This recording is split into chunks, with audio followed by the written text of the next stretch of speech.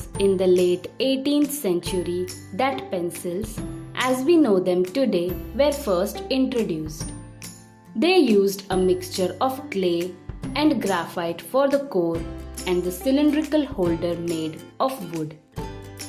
The ease of usage of these pencils and their versatility in creating light and dark tones that made them popular, and artists started to use the graphite pencil as it easily created grey-black strokes, which became a good tool for writing and sketching.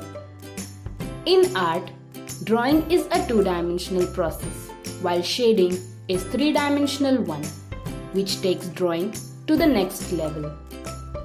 Shading is a process which helps create an illusion of form, space, and light by adding various tonal values. Different shading techniques evolved over time to create a realistic pencil art like hatching, cross-hatching, contour, blending, and many others.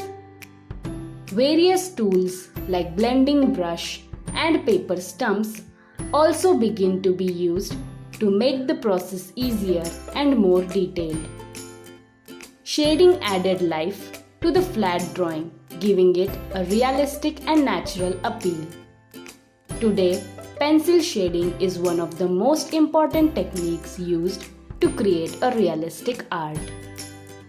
During this Penkraft Online Pencil Shading course, we start with the fundamentals of drawing and shading, and then move to drawing and shading of natural elements such as flowers, leaves, and fruits. We then progress to man-made objects and look at some necessary do's and don'ts. We then learn step by step how to create a beautiful landscape, how to draw and shade still life, animal, bird, and human figures, and then move on to 3D drawing with a graphite pencil, and finally onto artwork using graphite powder. Throughout the course, we keep providing tips and tricks to make your experience rewarding and your knowledge of this art thorough.